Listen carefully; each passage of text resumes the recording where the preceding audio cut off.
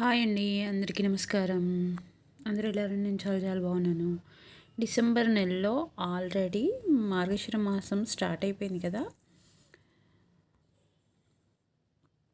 December నెలలో ఎన్ని ఎన్ని అయిపోయాయంటే గీతా జయంతి అయిపోయింది, సర్వ ఏకాదశి అయిపోయింది, హనుమద్ వ్రతం అయిపోయింది, దత్త జయంతి అయిపోయింది, సంకష్టహార చతుర్థి కూడా అయిపోయింది. ఇంకా 9th ఏంటంటే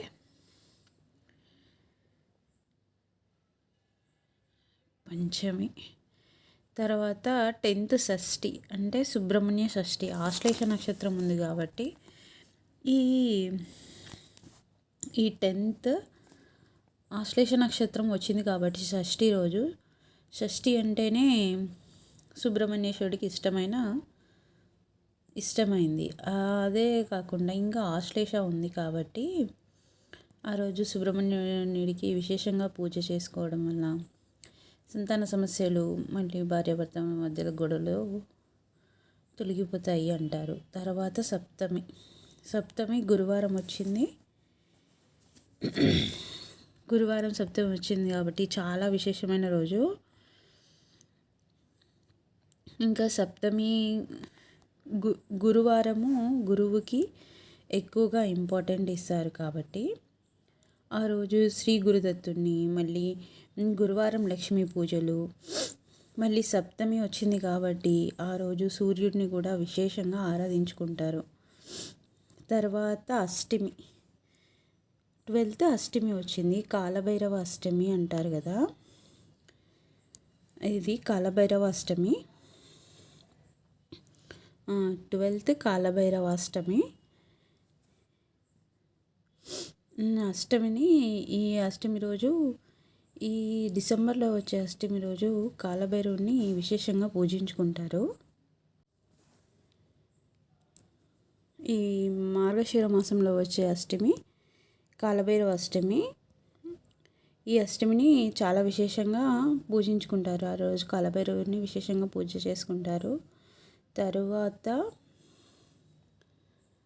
తర్వాత 15th ఏకాదశి వస్తుంది. మళ్ళీ ఇంకా ఏకాదశి రోజు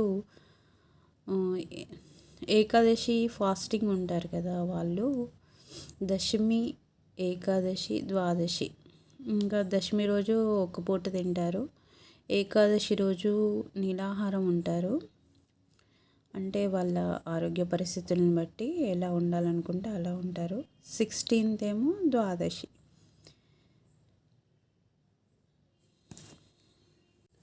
ఇక్కడ మనం పండుగల్లో చూసుకుంటే 15th ఏకాదశి, తర్వాత 16th ఏముంది, ధను సంక్రమణం. ధనుర్మాసం ప్రారంభమవుతుంది 16th.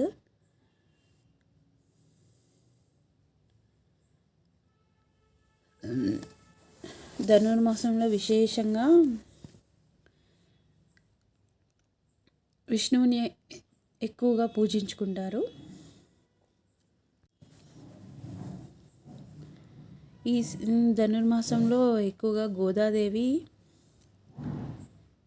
గోదాదేవి ఉదయాన్నే లేచి విష్ణుమూర్తిని పూజిస్తుందని అంటారు కదా. ఈ ధనుర్మాసంలో ఈ 16th నుండి ధనుర్మాసం ప్రారంభమవుతుంది.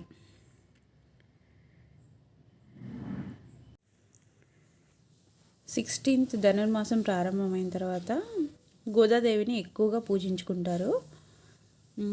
తర్వాత మాస శివరాత్రి 18th స్టార్ట్ అవుతుంది. మాస శివరాత్రి రోజు ఎక్కువగా శివారాధన చేసుకుంటాము. ఇంకా డే అంతా కూడా శివుని పూజించుకుంటారు.